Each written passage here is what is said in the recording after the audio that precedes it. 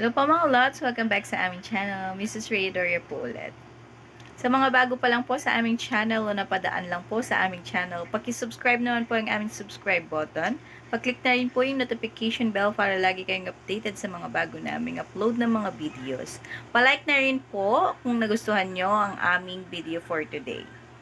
For today's video po, naghahanap po ba kayo ng tamang paraan at mabilis na paraan para i-upgrade ang inyong lumang non-LTE SIM into LTE or 4G SIM? Yung mga precious old number po natin na hindi natin maitapon-tapon, pwede natin gawing LTE or 4G SIM para magamit natin ng pangmatagalan pa. Sa video pong ito, ipapakita namin ang tamang proseso at ituturo na rin po namin ang tamang proseso para ma-upgrade natin ang ating lumang SIM card into LTE SIM in pinless way.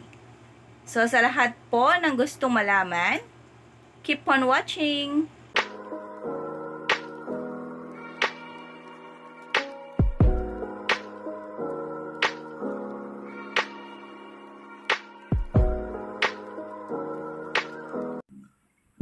Hello guys, first procedure tayo na guys.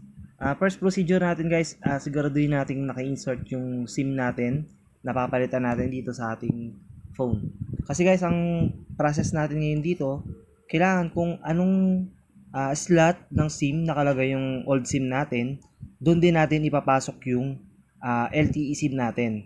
Okay guys, i-shutdown na natin guys pero make sure guys kung dual SIM ang gamit nating SIM, kung sa slot 1 nakalagay yung old SIM natin, doon din natin papasok yung LTE SIM guys Okay, shutdown na natin siya guys.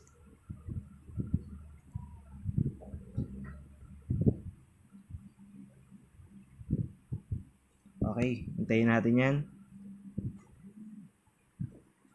Then, tsaka natin tatanggalin yung luma nating SIM.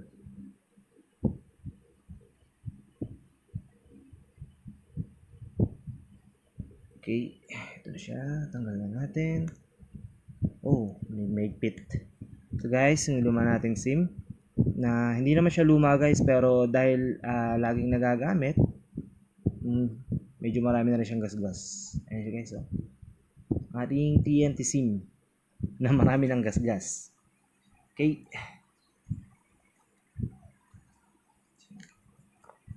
Then, ito na ang ating upgrade SIM. Sa natin siya guys.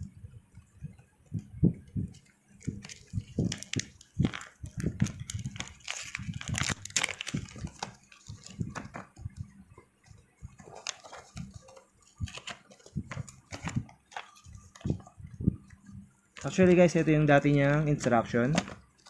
Yung meron pa siyang pin. Ayan guys, oh. Tangkita natin yung instruction niya.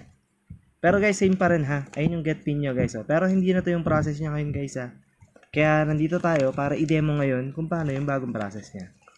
Ayan siya, oh. Mas pinadali siya guys, promise. Mas sulit, mas mabilis. Time efficiency. Tsaka hindi pa masyadong maproseso. Okay, kunin natin yung SIM. Okay. Kunin natin yun.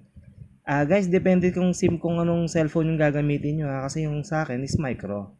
May mga SIM din tayo na gumagamit ng malalaki pa guys. Unlike na ayaw talaga nilang palitan yung mga cellphone nila. Ang ginagamit pa rin nila is yung mga malalaking cellphone. Pero sa atin guys, etong sa atin micro yung gagamitin natin guys. I-insert na natin siya guys Ito siya. First procedure natin guys is patayin, then insert natin yung bago SIM. Okay, naka-insert na. Sisindihan na natin siya yan. Okay guys, titignan natin kung nag-reply na ba ang ating network, kung na-read niya na ba ang ating SIM upgrade. Uy, incorrect pattern. So, gamit na lang tayo ng ulit. Yun. Titignan natin sa message. Yes, may text na nga from. So, pinapiningi na ang ating number. So, guys, enter na natin yung old number natin dito, guys. Ito siya. Ito siya. Sorry. Guys, personal ko to kaya medyo itatabi-tabi ko lang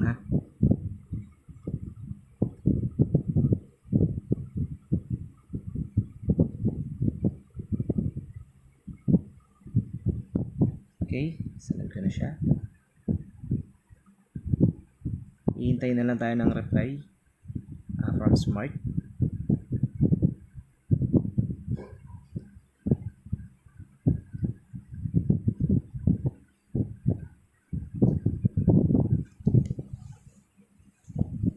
Bini-verify niya ang ating number. Ayun guys, may nag-text na. Babalik natin siya. Nag-text na ang TNT. Eto siya. Ayun guys, oh. Tuloy na ang saya. Thank you for upgrading to an LTE SIM.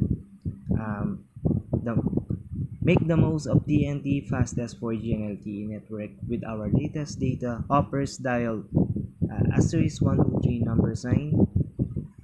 Now to learn. Okay guys, pwede na siya. Pero ang third process natin dito guys is kailangan muna natin siyang i-restart yung phone natin for 15 minutes. Huwag natin gagamitin guys para ma-process mabuti yung kanyang signal. So papatayin muna natin siya guys for 15 minutes. Balikan natin siya for 15 minutes. Okay.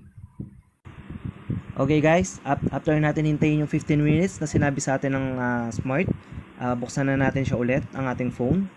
And then guys, nga pala guys pag successful nating na-upgrade ang ating SIM, meron tayong free 1 month FB, Messenger, TikTok, and Instagram for 1 month. So guys for 1 month yun. Sa mga rin guys para sa mga first timer mag-upgrade ng SIM. So subukan natin guys yung Messenger. On natin yung mobile data. Okay.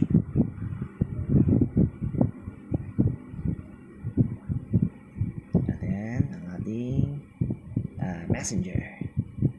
Okay, Facebook. Messenger.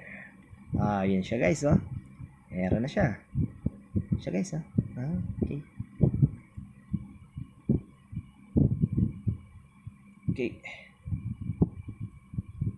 Ito siya guys. Itong signal. Mobile data natin siya guys. Siya guys, 4G. 4G. Okay.